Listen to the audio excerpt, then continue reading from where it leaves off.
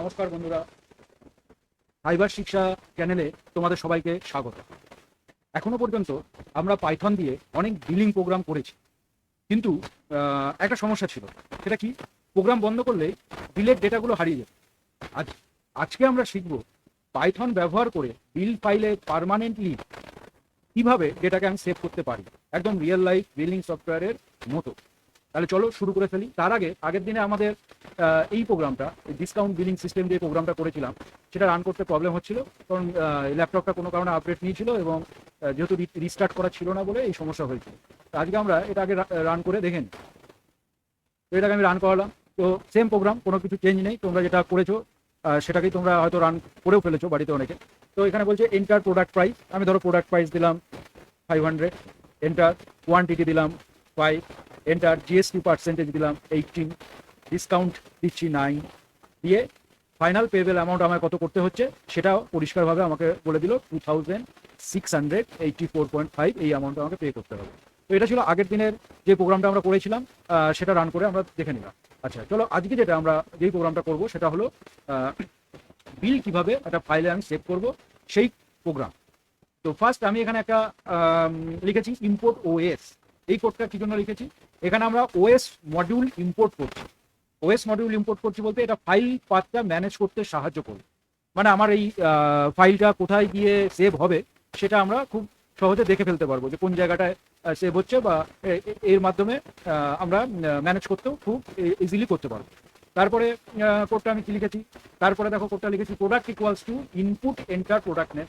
তাহলে তোমরা মোটামুটি সবাই জানো, হ্যাঁ, প্রোডাক্ট নেম এন্টার করার জন্য ঠিক এইভাবে আমাকে মেনশন করতে হয়, যেখানে ইউজার থেকে প্রোডাক্ট নেম নেবে, প্রোডাক্ট প্রাইস নেবে আর কোয়ান্টিটি নেবে। সেগুলো আমি পরপর এখানে লিখেছি। আচ্ছা, তারপরে কি হচ্ছে?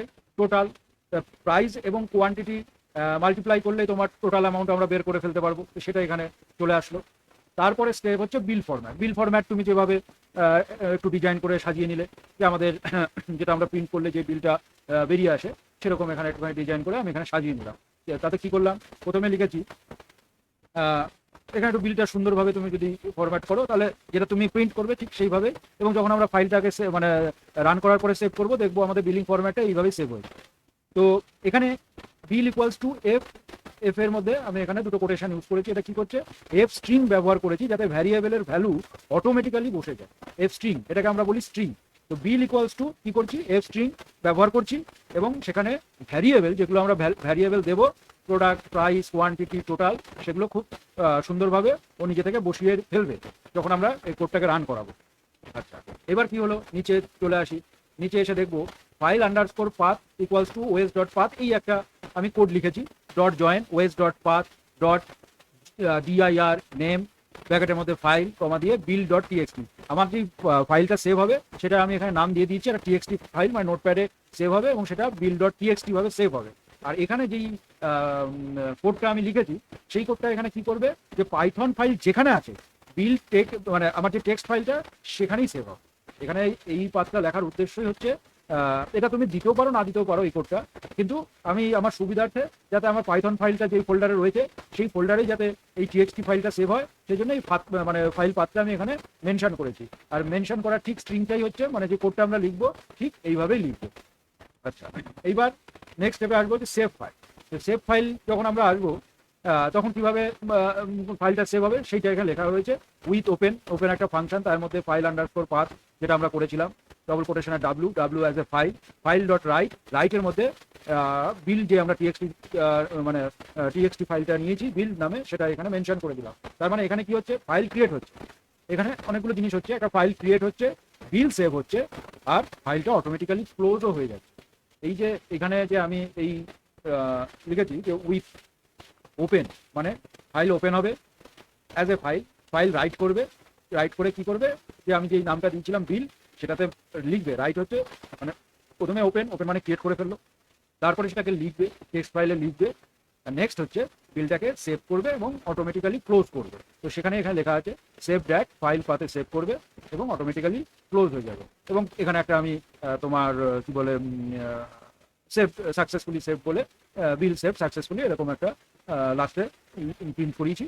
তো এই হচ্ছে আমার টোটাল প্রোগ্রামটা। খুব সুন্দর প্রোগ্রাম, এটা রান করলে বুঝতে পারবে। তো আরেকবার আমি বলি, পুরো প্রোগ্রামটাকে আরেকবার বলি, ভালোভাবে বোঝো।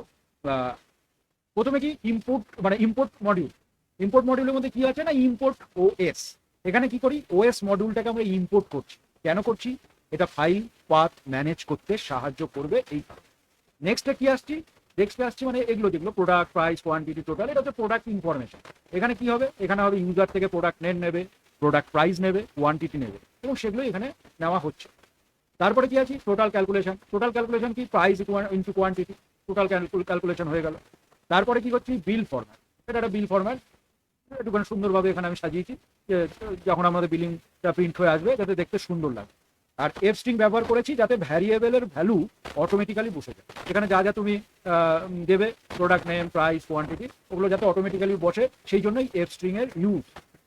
আচ্ছা, এবার কি করবো, ফাইল পাথ। ফাইল পাতে এই ফাইল পাতে মানে এই লাইনের কাজ কি, এই লাইনটা এখানে লিখেছি, এই যে এখানে যে লাইনটা আমি লিখলাম ফাইল পাথ, এটার কাজ হলো পাইথন ফাইল যেখানে আছে, আমার এই বিল যেই নামে ফাইলটা আমি ক্রিয়েট করব, সেই ফাইলটা যাতে সেখানেই সেভ হয়, সেটারই কাজ হচ্ছে এটা। মানে পাইথন ফাইল যেখানে আছে, বিল ডট টিএক্সটিও সেখানেই সেভ হয়। তারপরে নেক্সট কি আসবো না, সেভ ফাইল। সেভ ফাইলের মধ্যে কি, এই লাইনটার কাজ উইথ ওপেন, মানে ফাইলটাকে ওপেন করবে, মানে ক্রিয়েট করবে আর কি, ফাইলটা ক্রিয়েট করবে। তারপরে কি করবে, বিলটাকে সেভ করবে, বিলটাকে সেভ করবে। তারপরে কি করবে, ফাইলটা অটোমেটিক্যালি ক্লোজ করবে। তো পুরোটা এখানে লেখা রয়েছে। আর আমাদের বোঝার সুবিধার্থে এখানে একটা প্রিন্ট করিয়েছি, বিল সেভ সাকসেসফুলি। আর সেভ করবে ফাইল আন্ডারস্কোর পাথ, যেটা আমি এখানে মেনশন করেছিলাম, যে ফাইলটা কোন জায়গায় সেভ হবে সেটা এখানে মেনশন করে দিয়েছিলাম। আর এটা যেটা বললাম, যেটা হচ্ছে একটা সাকসেস মেসেজ, যেখানে ফাইল সাকসেসফুলি সেভ হয়েছে আর কোন লোকেশনে সেভ হয়েছে সেটা এখানে আমরা দেখতে পাবো। তো এইবার আমি এখানে এটাকে কন্ট্রোল সি করে ক্লিয়ার করে নিচ্ছি, মুছে দিলাম।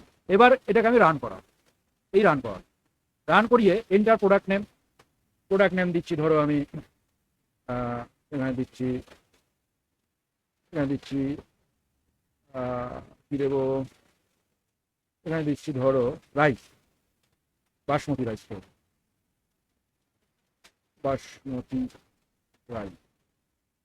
দিয়ে এন্টার দিলাম। এন্টার প্রোডাক্ট প্রাইস চাইছে, তো আমি এখানে প্রোডাক্ট প্রাইস দিয়ে দিলাম, সাপোজ মনে করো 500। এন্টার দিলাম। এন্টার কোয়ান্টিটি চাইছে, তো আমি এখানে দিয়ে দিলাম ধরো 5 কোয়ান্টিটি। এন্টার দিলাম। এখানে আমাকে কি দেখালো, যে বিল সেভ সাকসেসফুলি। আর বিলটা কোথায় সেভ হয়েছে সেই পাথটাও কিন্তু আমাকে দেখিয়ে দিল, যেহেতু আমি প্রথমে এই ইম্পোর্ট ওএসটা করেছিলাম তার কারণে। এ দেখো এখানে আমার পাথ করেছি। এবার এটা আমি খুলবো, খোলার পরে দেখো এই যে বিল ডট টিএক্সটি, এই ফাইলটা আমার যে পাইথন প্রোগ্রামের মধ্যে যে প্রোগ্রামগুলো আমরা করেছিলাম তার মধ্যে টিএক্সটি ফাইলটাও এসছে। এই টিএক্সটি ফাইলটাকে আমি ডবল ক্লিক করে যখন খুলছি, এখানে দেখো আমি কিন্তু দেখতে পাচ্ছি bill, product name basmati rice, price 500, quantity 5, total amount 2500। তারপরে এটাকে আমি ফাইলে গিয়ে প্রিন্ট করতে পারি অ্যাজ পার আমাদের রিকোয়ারমেন্ট অনুযায়ী। তো এইটা ছিল আমাদের প্রোগ্রাম। তো আজকে আমরা এই প্রোগ্রামের মাধ্যমে কি কি শিখলাম, এই প্রোগ্রামের মাধ্যমে আমরা শিখলাম কি, যে এক তো ফাইল হ্যান্ডেলিং, কিভাবে ফাইল হ্যান্ডেল করা হয়, ফাইল সেভ সিস্টেম কিভাবে সেভ করা হয়, বিলিং প্রজেক্ট কিভাবে বিল তৈরি হয় সেটাও জানলাম, রিয়েল লাইফ পাইথন লজিকটাও কিন্তু শিখে ফেললাম।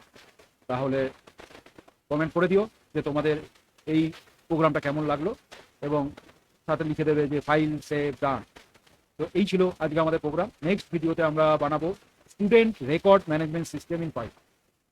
স্টুডেন্ট রেকর্ড কীভাবে আমরা ম্যানেজ করতে পারি সেটা আমরা নেক্সট ভিডিওতে শিখবো। তো আজ এটুকু থাক, সবাই ভালো থেকো, টাটা।